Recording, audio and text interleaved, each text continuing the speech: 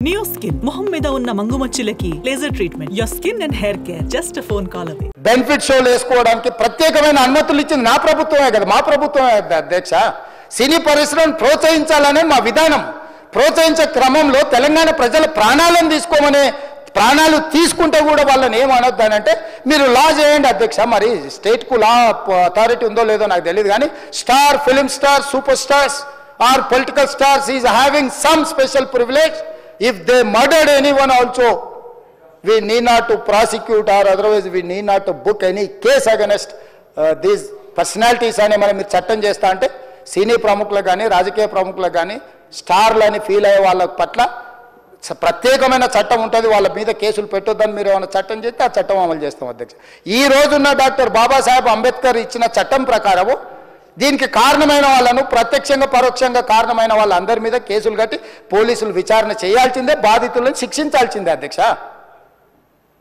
So ఈరోజు ఆ కుటుంబాన్ని ఆదుకోవడానికి ఈ రోజు కూడా ఆర్థికపరమైన విషయాల్లో కానీ దీంట్లో కానీ వాళ్ళు ఎవరు పెద్దగా ఆసక్తి, కనీసం సినిమా వాళ్ళు ఒక్కరోజు అతను పొయ్యి వస్తే సినీ ప్రముఖులందరూ అతని ఇంటికి వెళ్ళి అతనికి మొత్తం ఏదో కాళ్ళు చేతులు యాక్సిడెంట్లో పోయినట్టు కన్నీళ్లు గారుస్తారు.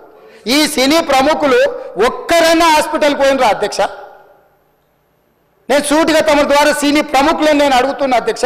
తల్లి చనిపోయి 9 సంవత్సరాల పిల్లగాడు బ్రెయిన్ డెడ్ అయ్యి ఆక్సిజన్ అందక 20 రోజుల నుంచి హాస్పిటల్లో కోమాలో ఉంటే ఈ సినీ ప్రముఖులు ఒక్క రోజు కోసం పోలీస్ స్టేషన్ పోయిన ఇంటికాడ క్యూ కట్టి ప్రభుత్వాన్ని తిడుతుండ్రు, నన్ను తిడుతురు, అతన్ని పరామర్శిస్తున్నారు. ఏమైంది అధ్యక్ష? అతను కాలు పోయిందా, కన్ను పోయిందా, చేయి పోయిందా, ఏమైనా కిడ్నీలు దెబ్బతిన్నా, ఏమైంది? అతన్ని ఇంతమంది సినీ ప్రముఖులు పరామర్శించరు, కలిసిండ్రు, అభినందించరు, కానీ ఆ పిల్లగాన్ని కనీసం అన్న పరామర్శించడానికి సినీ ప్రముఖులు ముందుకు రాలేదంటే సినిమా ఇండస్ట్రీలో ఉన్న ప్రముఖులు ఏం ఆలోచన చేస్తుండ్రో, ఏం కోరుకుంటుండ్రో నాకైతే తెలియదు. అలాంటిది ఇలా 15 రోజులు కూర్చున్న తర్వాత మీరు ఇలా అన్నారంట, మీరు అలా అన్నారంట, కాళ్ళు చేతి విరిగిపోతే పర్లేదు అన్నారంట అంటే డెఫినెట్లీ చాలా బాధ వేస్తుంది. అందులో ఏంటి, ఒక నేషనల్ మీడియా ముందు ఇలా మాట్లాడతాం అనేది నా క్యారెక్టర్ అసాసినేషన్ చేశాడు కదా దేశం ముందు. అరే నేను కష్టపడిందే ఈ 3 ఏళ్ళు తెలుగు నా ఆడియో ఫంక్షన్ చూడండి, నేనేమన్నాను, నా సినిమా చూడండి అది అన్నాను, నేనేమన్నాను, అరే మన తెలుగు పరువు తీసి ఎక్కడో నిలబెడదామని ఒక అటెంప్ట్తో చేశాను. అలాంటిది నేను అంత ప్యూర్ ఇంటెన్షన్తో చేస్తే నేను ఇలా చేశాను అలా చేశాను, నా మీద ఫాల్స్ ఎలిగేషన్ నాకు ఎంత బాధ వేస్తుంది. This is personally I mean to nobody, I respect everybody. నేను అసలు ఇది ఏం పర్సనల్ అటాక్ కాదు, ఏమీ కాదు. నేను జస్ట్ నా గురించి ఫామ్ అవుతున్న ఇన్ఫర్మేషన్ పీపుల్కి చెప్దామని, ఇలా జరుగుతుంది, ఇది నిజం కాదు, దయచేసి అర్థం చేసుకొని చెప్పడానికి. అండ్ నేనేదో ఇర్రెస్పాన్సిబుల్గా థియేటర్కి వెళ్ళిపోయాను, పర్మిషన్ లేకుండా వెళ్ళిపోయాను అనేది అబ్సల్యూట్లీ ఫాల్స్ ఇన్ఫర్మేషన్. అలాంటిది ఏమీ లేదు. థియేటర్ వాళ్ళు పర్మిషన్ సార్ట్అవుట్ చేసుకున్నారని చెప్పి మేము అక్కడికి వెళ్ళాము. అక్కడికి వెళ్తే పోలీసులే క్లియర్ చేస్తున్నారు అక్కడ. So it is understood that everything is sorted. నేను వాళ్ళ డైరెక్షన్లోనే వెళ్తున్నాను.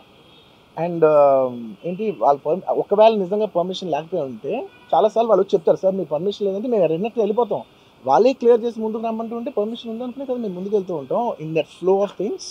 సో నేను ఆ మైండ్ స్పేస్లోనే ఉన్నాను. ఇలాంటిది ఒకటి జరిగినప్పుడు ఏదో మీడియా కోసం ఇంకోళ్ళ కోసం నేను సుకుమార్ గారు చాలాసార్లు మాట్లాడుకున్నాం, దానికి మనం ఏం చేయొచ్చు, నేను ఒక మంచి అమౌంట్, పెద్ద అమౌంట్, నువ్వు ఒక అమౌంట్, మైసూర్ నుంచి ఒక అమౌంట్ తీసుకుని మనం ఒక ఫిక్స్డ్ డిపాజిట్ ఆ అబ్బాయికి ప్లాన్ చేద్దాం.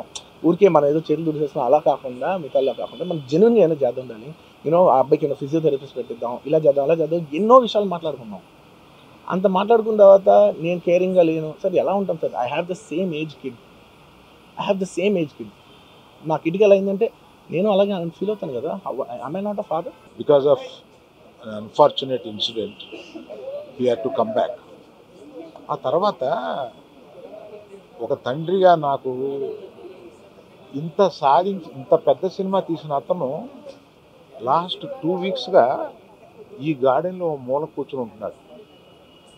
రోజు ఆ పైన ఉంటున్నాడు, లేకపోతే ఇక్కడ ఉంటున్నాడు. నేను ఒకసారి ఈ గార్డెన్ దగ్గరికి వచ్చి, ఏంటయ్యా ఇట్లా ఉంటావు, నువ్వు వెళ్ళి ఫ్రెండ్స్ దగ్గరికన్నా వెళ్ళు, లేకపోతే ఏదైనా ఊరన్నా వెళ్ళు, ఏదైనా బ్రేక్ తీసుకో, ఇందులోనే ఉండి నువ్వు ఇట్లాగా మరోజుగా ఇలా కూర్చొని ఉంటావు, దేశం అంతా నీ సినిమాని సెలబ్రేట్ చేసుకుంటుంటే నువ్వు ఇట్లా కూర్చొని ఉంటావు అంటే, సో అన్ఫార్చునేట్ ఇన్సిడెంట్ కరెక్ట్గా ఇప్పుడు జరిగింది. We don't know why, but the nature did it like that, let me take it, తర్వాత ఎప్పుడైనా వెళ్తాలే అని ఢిల్లీలో సెలబ్రేట్ చేస్తామని, బీహార్లో సెలబ్రేట్ చేస్తామని, బాంబేకి ఒక ప్రెస్ మీట్కి రమ్మని, ఇట్లా రకరకాల సెలబ్రిటీ ఇవన్నీ వస్తున్నా కూడా it is not the time. It is ఒక ఫ్యామిలీ, అందులో తన అభిమానుల ఫ్యామిలీలో అయిపోయినందువల్ల అతను చూస్తుంటే నాకే కడుపు తరుపుకుంటాం.